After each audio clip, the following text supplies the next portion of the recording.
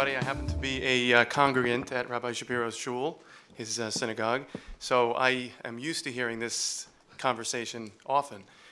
One thing if the rabbi can explain, I've heard, I think I remember, you saying that this is nothing new, this whole strategy of the Zionists throughout history, from way back in the time of the desert when the Jews were in a cloud, to the people trying to pull them out of it, the Erev Rav, I don't know how you would call that in English. Well, throughout history, it seems that this strategy of claiming that they were the real Jews kind of thing has been a strategy that they've used. Is that something that you can address? Just to show that it's sort of not a new thing. This is just something that they've done throughout history. Well, in short, yeah, Zionism is a new thing. It was, I mean, it's pretty obvious why nobody thought of it in the past, because it's a pretty crazy idea. In fact, Benzion Netanyahu, Benjamin Netanyahu's father, he wrote a biography on one of our scholars, the Abarbanel. He was in Spain during the Inquisition. And he says, when the Inquisition happened, now he was a big officer for Ferdinand and Isabella, the Abarbanel. And when the Inquisition happened and the Jews were expelled from Spain, he says that the Abarbanel was such a smart politician, such a smart man, and such a wonderful person, but he can't understand what a dumb thing he did by not creating Zionism then. If he would have created Zionism, Jewish history would have been different. Well, Mr. Netanyahu Sr. didn't understand Judaism.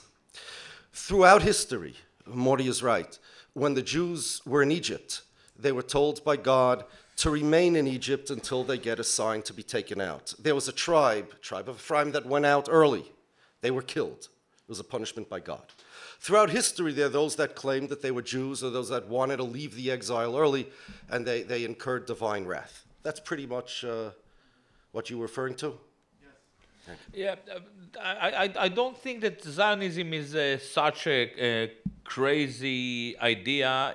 When you look at the rise of nationalism in late 19th century and early 20th century, you understand why assimilated Jews who were basically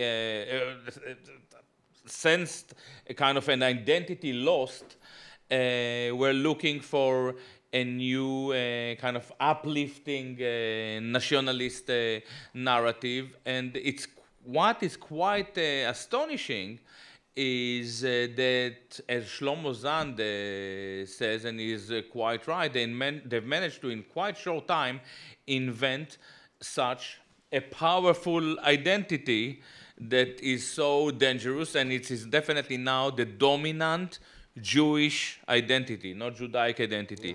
So we have to look at it, and actually, rather than slug it off, to try to understand what it is exactly. And I think that it is very powerful, because throughout Jewish history, we see a lot of conflicts. You know, this is something that Jews, this debating culture is part of the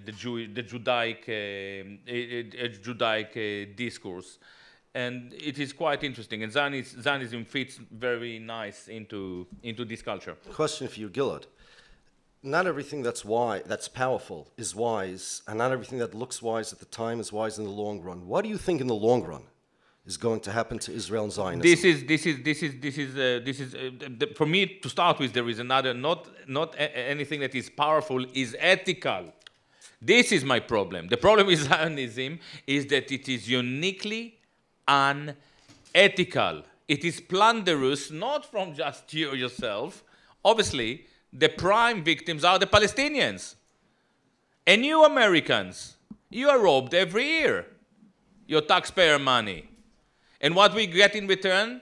More and more wars. Look at ISIS. Do you know what is going to happen with petrol prices, maybe? You will have to walk a lot. Zionism is a very concerning. Jewish identity, secular Jewish identity is very, very concerning, especially because we cannot even criticize it. All right? So now, when you talk about the future of Zionism, this is a very interesting, now I address your question. When we look at Israel, we see that actually the religious parties are becoming stronger. the left, so-called left, they've never been really left there, is evaporating. It's basically non-existent. The party that used to be the left party, kind of Meretz, the only Jewish left party in the Israeli parliament, is now solely concerned with LGBT issues. LGBT is, I'll explain to you later, you know, lesbian, gays, you know, so this is the main issue. And it is not surprising that if a young Israeli who is living in the Jewish state is searching for true identity, has to choose between being an LGBT enthusiast or having this scholarship that has been evolving for 3,000 years, many of them say, I'm returning, you know, back home. This is the real true homecoming, and this is why more and more Jews, Israeli Jews, are recovered Judaic, you know, returning to Judaism. It's very obvious. So Zionism probably is not going to, is imploding. Israel is imploding. It's not that Israel will be smashed by the Palestinians or by the Palestinian solidarity movement. You know, Israel is falling apart and it's becoming more and more Judaic. We see it demographically, we can see it spiritually, we can see it politically.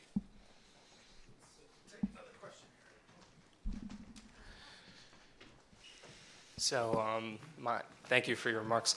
If I understand 100% correct, one of the main issues from Gilad's perspective of Jewishness is its chosenness aspect and its exceptionalism aspect. Now, I understand from the early Zionist perspective why the rabbi would disagree with their wanting to be like the rest of the nations, because it's identity theft. But I would ask on Gilad, wouldn't the early Zionists desire to be, to quote the rabbi, just like, you know, Francis to the French? Shouldn't that be just the perfect cure for Jewishness? I'm not sure that I got it. What is the question about? Yeah, if the main problem with chosenness is, or with Jewishness is its chosenness, then the early Zionist idea of wanting to be just like, you know, the rest of the nations, shouldn't that be just the perfect solution? In your eyes? For sure. Now I wasn't sure that this is the question. Okay, this is a very, very interesting question. And it's very important. Zionism promised the Jews to make them into people like all other people. It was an anti-chosen. They hated the diaspora Jewish sense of chosenness, and I'm talking about mainly about secular Jews, and they said, no, we are going to be like the French, like the Brits. But here is the problem. They promised the Jews to be like all other people, but all other people don't want to be like all other people. So it was already a fantasy. So you really now clearly understood probably the core of the Zionist promise. It was a fantasy of unchosening yourself. It was a complete fantasy.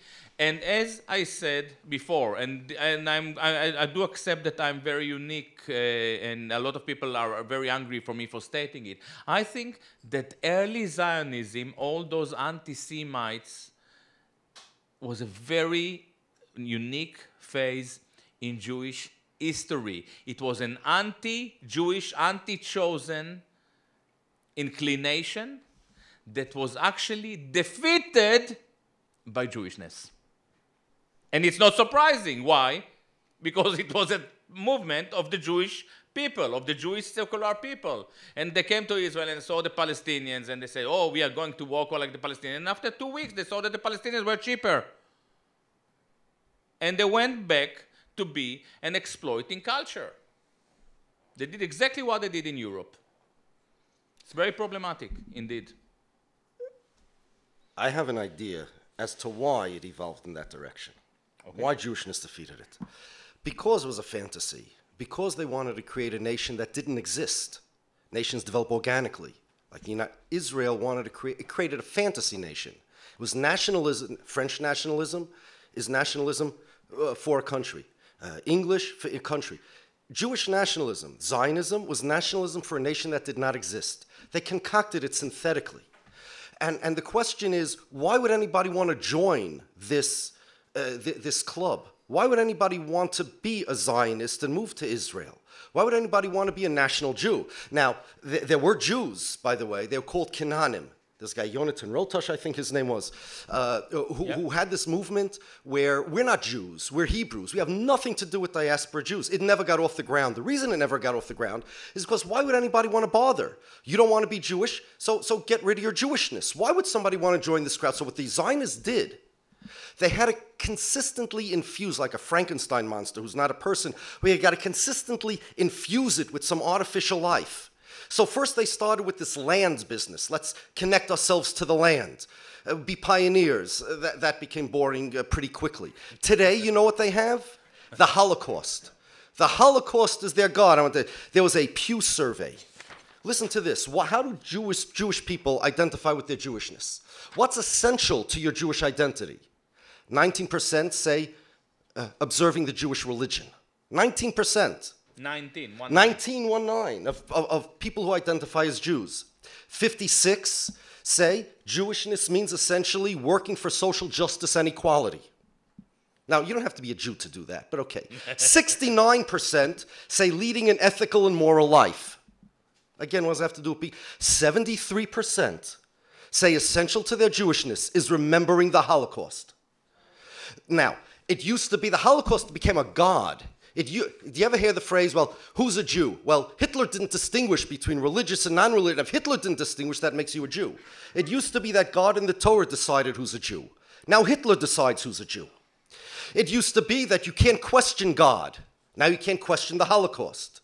Now, Holocaust deniers are bad, no question, but what about a God denier? You can be a godless person, you could question God, anything you can question in the Jewish religion, but not the Holocaust. Denying God used to be what put you outside of the camp. Now it's denying the Holocaust.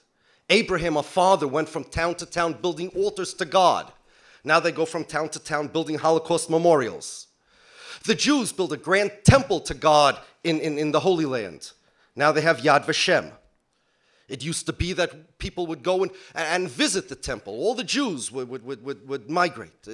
Now they visit the concentration camps. Instead of Aliyah L'Regel, they have March of the Living.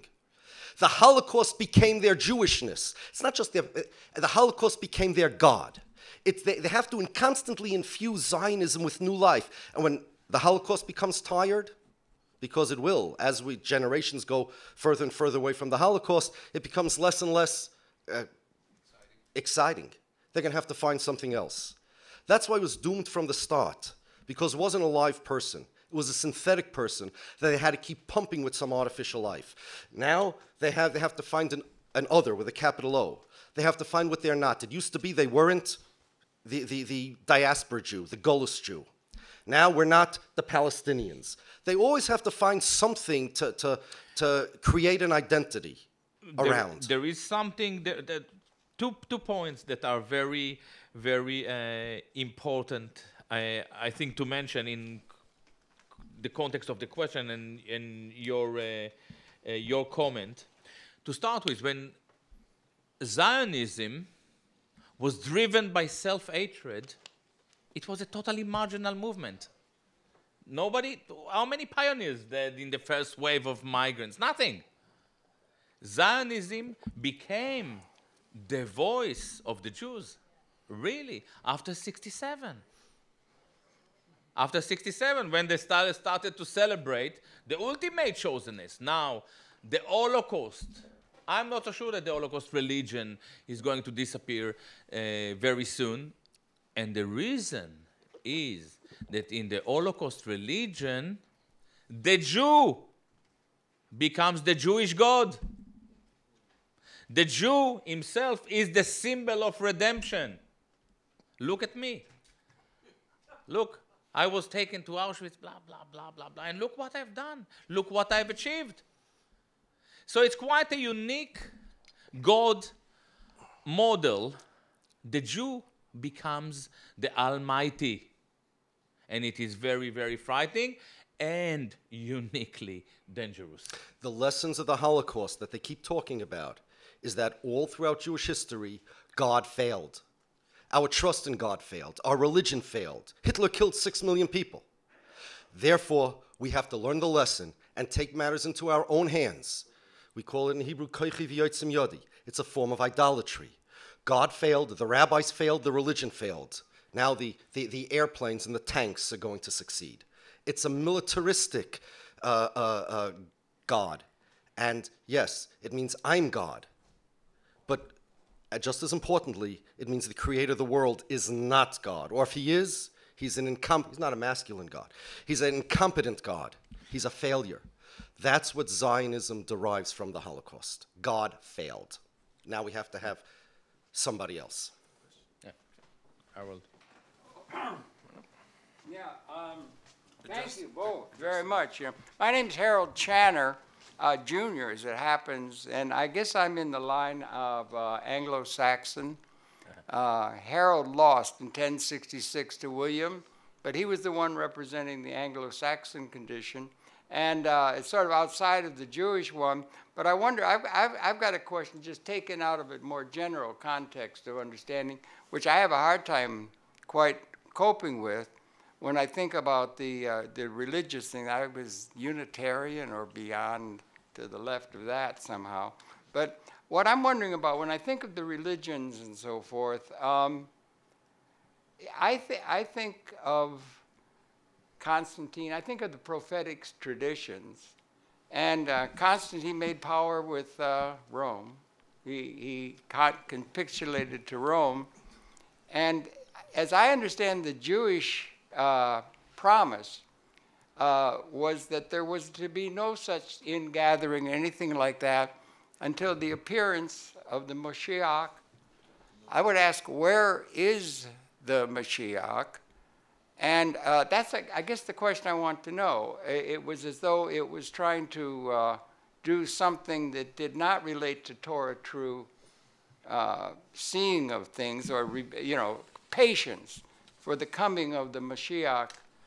And I wonder, what's your thought about Natura Carta and the people who are very, very anti-Israeli or because of that? And I have one last little caveat to it. This idea of time and the idea of the fulfilling of a certain evolutionary process on the planet and so forth. Coming to a time of qualitative transformation in evolutionary terms, as it would seem, that seems to be pretty obvious at the time in which we live, and it gives a lot of angst and whatnot.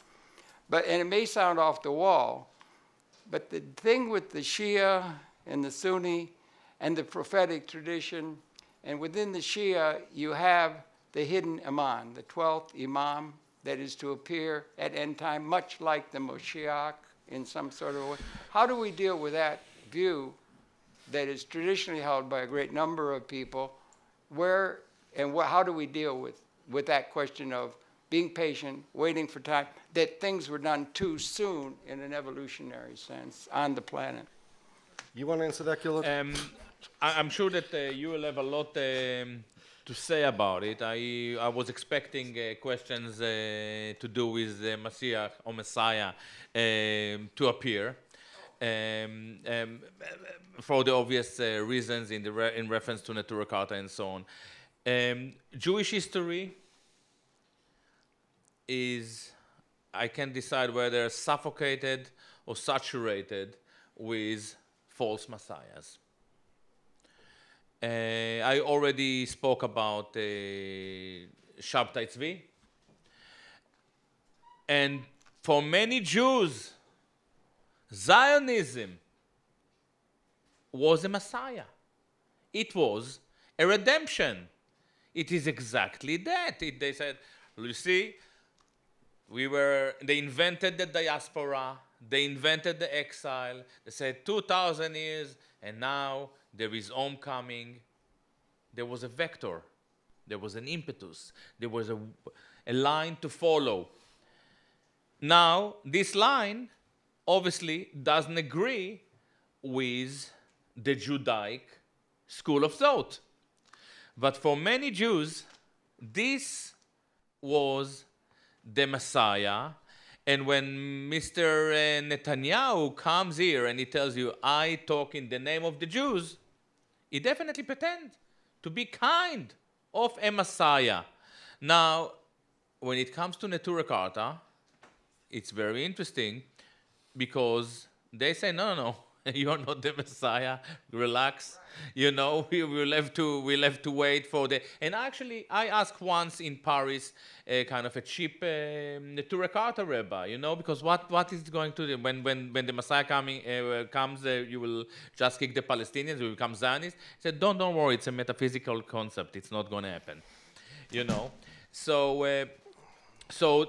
the way I see it, you know, this anticipation to Messiah brings in Jewish history, in Jewish culture, a lot of false messiahs, and we are witnessing a very, very forceful messiah, and this is Zionism. Yeah, thank you, Gil, because I didn't understand something about the question. Now I do. The connection between the Neturei Karta and the Messiah, am I correct that the question is... No, right, no, but you mentioned Neturei Karta. Am I correct in the assuming that you mean it's a Neturei Karta belief that the Messiah is going to come and therefore we should wait? Right. Where's Neturei Karta come in? Neturei Karta is Torah truth. And that you do not start what you're doing until the Messiah, you don't... Okay, okay, yes. Jews believe in a Messiah. The Messiah will come. It's one of our fundamental beliefs. We also have signs for what the Messiah is going to do. One of the signs for what the Messiah is going to do is he's going to make all the Jews become religious. You hear that, Gilad? I'm not a Jew, so it's not an issue. Yeah. And clearly, that's not what the Zionists did. On the contrary, they got so many Jews to become not religious. They even got Gilad to become not a Jew. That's not what the Messiah does. This certainly was a false. By the way, Theodore Herzl had a dream when he was, I think, 13 that he was the Messiah. I'm not joking. It's in the biographies. But it is wrong, and is it a terrible sin? It's a sin to create a Jewish sovereignty in the land of Israel before the Messiah comes. That's a completely different topic, though. I'll tell you why. Right. Because even if the Zionists were 100% religious Jews, 100% religious Jews, had they created a state of Israel, that would have been a sin against our exile, against the Messiah. But Zionism, even without a state of Israel, is a movement to destroy what Gilad referred to as the Golos Jew. I am one of them. My Jewiness, that's my life, that's my identity. You know what, maybe they want to destroy the capitalists and the Marxists too, that's fine. Let them worry about themselves. I'm worried about me. They want to take away my religion. They want to create a Jewish state and define my Jewishness as something to do with nationalism. I got a question. When Israel wins a war, when Israel wins a gold medal, Jews are proud. Can somebody tell me what makes you proud as a Jew when Israel wins a gold medal? If American Jew, I remember there was a guy, Mark Spitz, a swimming guy, yeah. He won a lot of gold medals, right? You watch Olympic Games. I didn't watch, I remember. Listen. So I remember there was this guy, Mark Spitz, he was a swimmer, he won a lot. Okay, so he's a Jew, you're a Jew, I got it. Why, when Israel wins Olympic Games, are Jews proud? The answer is because they identify in a national sense with Israel. That's Zionism, that's idolatry. When Israel wins a war, Jews feel proud, not happy that the Jews in Israel weren't bombed. I have a son now who's in Israel, and I want him safe, and if there's no war, I'm very, very happy. But why proud? Because you identify with Israel as your country. That's Zionism, that's idolatry. That's changing the definition of Jewishness from a religion to a nationality. And you're making Israel your nationality. When people say, Jews speak like this, and even the most anti-Zionist Orthodox Jews sometimes do this. When they speak about Israel, and let's say the Arabs, they speak in terms of, we did this and they did this. It's we and the. Why is Israel we? It's not we, it's they and they. Again, there are Jews in Britain. When Britain fought with the Falklands, there are no Jews in the Falklands, I assume. Nobody referred to Britain as we. Why is Israel we? It's because you identify with Israel as some connection with your Jewishness. That's idolatry. That's Zionism. What in the world does Israel have to do with your Jewishness? There was a great rabbi who I once caught on that. I said, who's we? He says, you're right, they. The Zionists have, Zionism it's not a state of Israel as much as it is a state of mind. But it's a very forceful. This is what very I don't forceful. It's very forceful. It's very forceful. And the vast majority, we agree that the vast majority of Jews identify, and the 12 left Jews who don't identify with it actually now build their identity on their opposition to this identity. Not you me. know, and that's the difference between me and you mentioned the Neturei Karta. The Neturei Karta are siding with the Palestinians. You know what? To me, that's Zionism. Because why do you, even as an anti-Zionist Jew, involve yourself in that conflict as opposed to all the other conflicts all over the world? Yeah, this is a very... Because you identify with that conflict as yours. That's Zionism. This is something that I think that this observation somehow unite us. Because for Neturei Karta, I'm not against Neturei Karta. I'm not a political person. For Neturei Karta to think politically as Jews locates them in the third category, and this is a very important observation. Yeah. Thank you. Thoroughly enjoyed the conversation. It's interesting that you both, I think, agreed about 99%, which is interesting and I was a little Very surprised. non-Jewish, by the way. Not Jewish. You see? My question is, if by some way either of you gentlemen were appointed, not elected, Prime Minister of Israel, For sure. how would you deal, not as a Jew, but as a head of state, as a human being, how do you deal with the Palestinian issue, which to me has been the most daunting problem? No president, no administration, no United Nations, no Israeli administration has made a dent. Yeah. So if either of you were appointed Prime Minister, what would you do differently? Thank you. Okay. Thank you. First, I'm Prime Minister. I represent all the Jews in the world. Okay? As a religious Jew, I'm not involved in politics. But I'll tell you what I would do to solve the Zionist problem if I was Prime Minister. I would get up and I would say like this. Will this work if I stand? Can I stand over here? This one. I need to stand. Prime Minister stands when he speaks. I have to have one of these, have to have like a 6-inch pile of papers over here with one word on each paper, right? That's how it works. My fellow Israelis, citizens of the United States, China, all over the world, we need your help. We made a terrible mistake. In 1948, we thought that we would save the Jews, we would redeem them. It didn't work out that way. Rabbi Shapiro was right all the time. More Jews, we thought we would be safe in Israel. We thought there would be an end to anti-Semitism. Yet more Jews were killed in Israel than everywhere else in the world since 1948. I was an idiot as Prime Minister when I came to Paris and I said, you know, Jews, if you want to be safe, come home to Israel. What, are you crazy? It's much more dangerous in Israel. The people in France should have come to Israel after, unfortunately, that terrible massacre they had in Jerusalem in the synagogue and say, Jews, if you want to be safe, come to the United States of America. They're not worried over there about a nuclear Iran, and they're not running into bomb shelters. Nothing worked out. We thought the Arabs would love us. They don't. They did think that. At the beginning, the Zionists even considered the Arabs a romantic prototype of a Jew, and they actually had their pictures of old Zionist pioneers with those Arab headdresses. It was a terrible mistake, but I don't know what to do. We need your help. We need, because figuring out what the problem is half of the solution. At least let us have the first half. You tell me perhaps it's impossible? Well, I want to tell you something.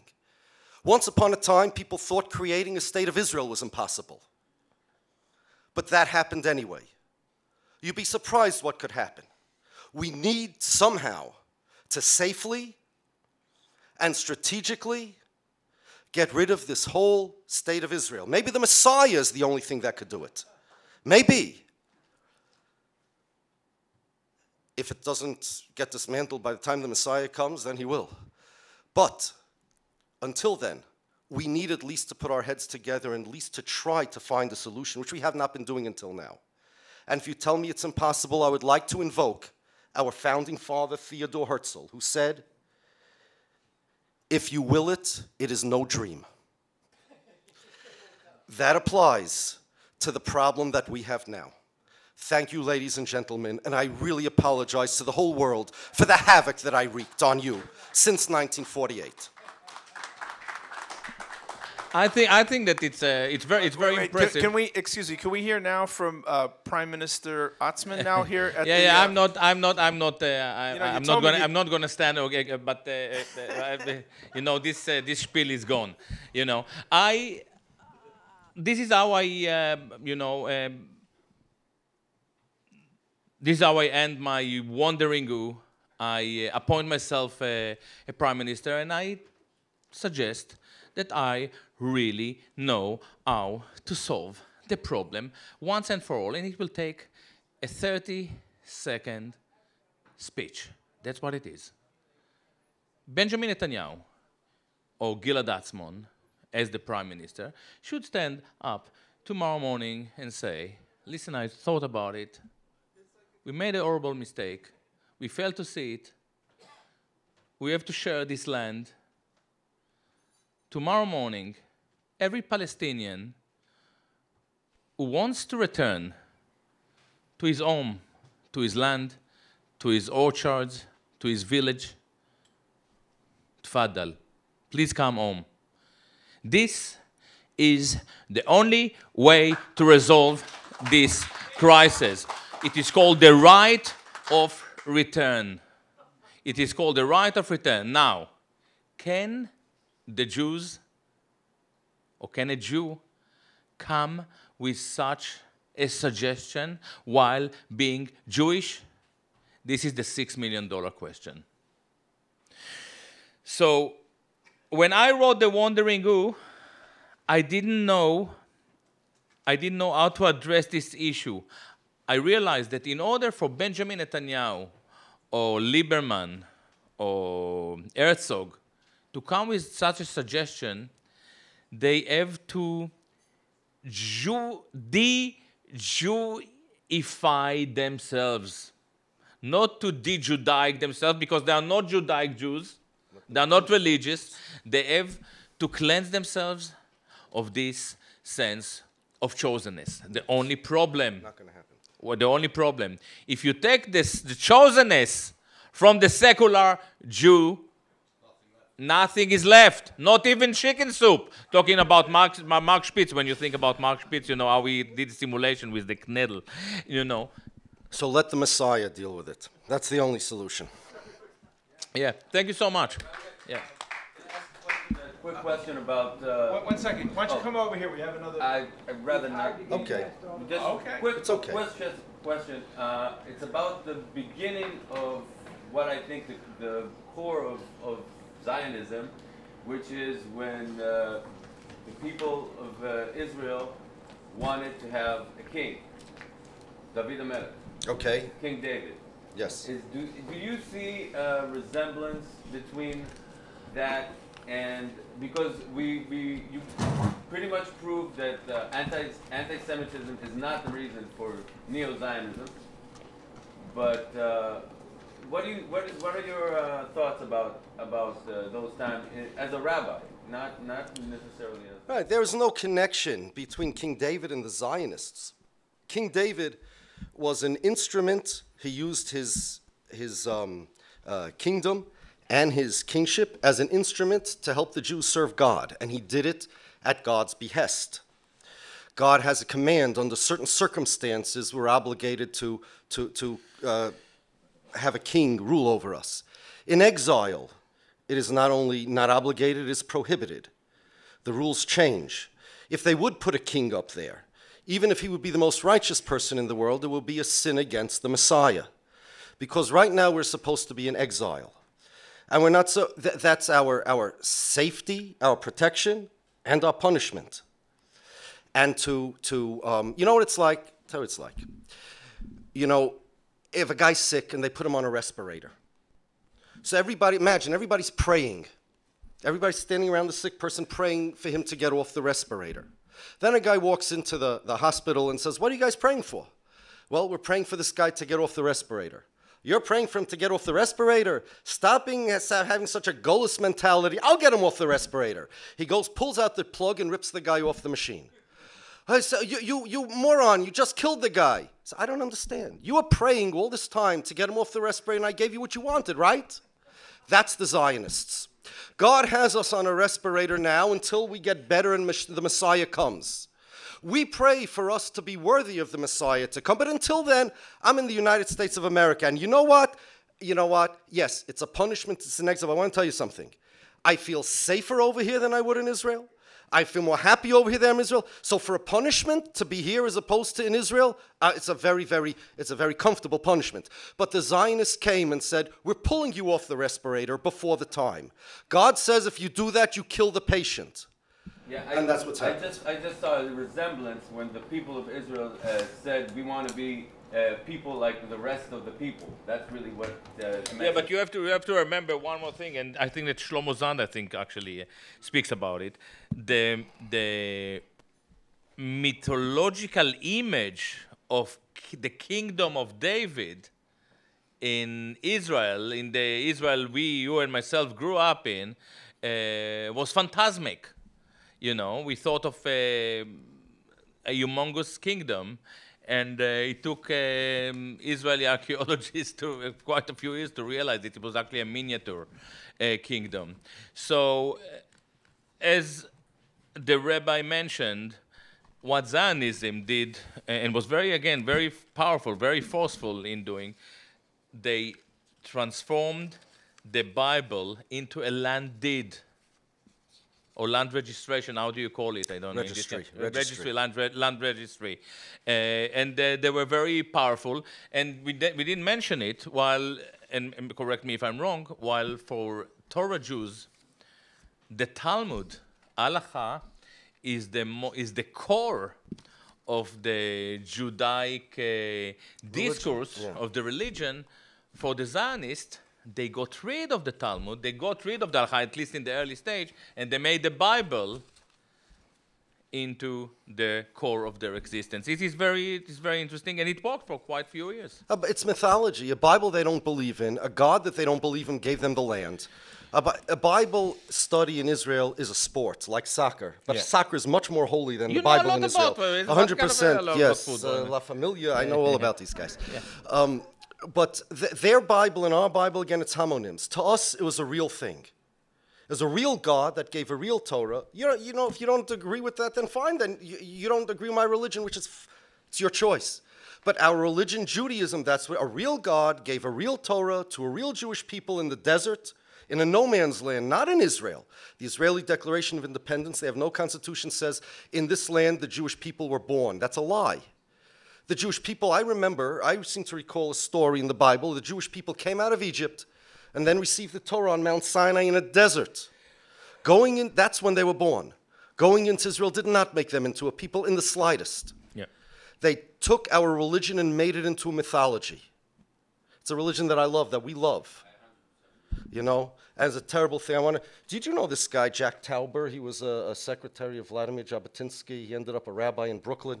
He made a play. They performed a play right here in, what they call it, across from Madison Square Garden. Across from Madison Square Garden, there's a place where... Never mind. Never mind. No. Next to the Pennsylvania Hotel. They performed a play over there. And... it's a play making fun of religious Jews, because they did that a lot, the Zionists. They made fun of, they mocked our religion, they mocked us. And here's one, scene 7 in Rabbi Tauber's play. There's youth. He compares the Beitar youth, Jabotinsky's militant youth, to the youth that have no youth. The youth that have no youth, quote, they spent their youth in the depths of the Cheder. The Cheder is a yeshiva elementary school. They spent their youth in the depths of the Cheder. Of course, that institution was important from our national point of view, but unfortunately it educated its pupils in the gloomy psychological atmosphere of the ghetto. To achieve its goal, it misinterpreted Jewish history, and the thousand of wonders that make up our ancient glorious history were explained as miracles and not as the heroic deeds of our brothers, the Hebrews. The Bible, our religion, is a supernatural thing. That's what religions are. They come from God. It has to do with miracles and splitting of the Red Sea and splitting of the Jordan so that Joshua came in to the land of Israel and then the walls of Jericho miraculously fell. Again, if you don't want to believe that, that's your choice, but you don't believe in my religion. What they did was they said, no, Jewishness doesn't believe that. That's dumb, that's silly. If you want to be a good Jew, don't believe that. If you want to be a Jew, a good Jew, believe in the strength of your right arm. They corrupted Judaism.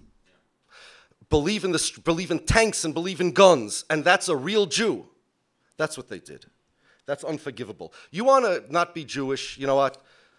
Look what Gilad did. He goes to England, he becomes a saxophonist, and he goes to university, becomes a philosopher. As far as I'm concerned, his soul was still on Mount Sinai and received the Torah. If he doesn't want to believe that, fine. So I'm not Jewish, no problem, that's what he says. But a guy should come and say, yes, this is what Judaism is. This is what Jewishness is. And not only, imagine, you're a Yankee fan, but you don't believe in the Yankees. Okay? That's what it is. That's Zionism. But then they say, no, you know what? Being a Yankee fan is really nationality. It has nothing to do with the Yankees. We'll make up a language. Forget about it. You know, that's how Yankee fans talk. We have a land. We'll get a land. But it has nothing to do with the Yankees. That's some dumb thing. Some people. That's what the Zionists did with Judaism. Judaism has nothing to do with God.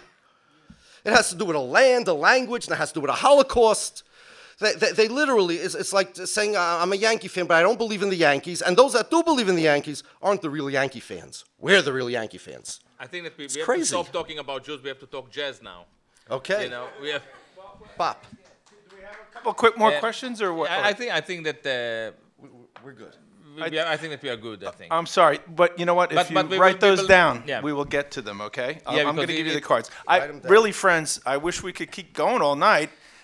This is only the opening, I hope, right? This is long overdue. This conversation is long overdue. You're a hero, man. You're a hero. The place didn't explode. I'm still a healthy person. I don't know about the rest of you. I feel better, actually. Why isn't this the norm? What's wrong with talking? It will be the norm. Why do people have to come and try to shut down wherever this guy wants to talk? What's wrong with that? You know, if you got, you know, the truth only hurts when it should, I suppose, right? That's, as a friend of mine said. This is talking, and this is highly enlightening talking, if you ask me. Thank you all very much. Thank you so much. Thank you.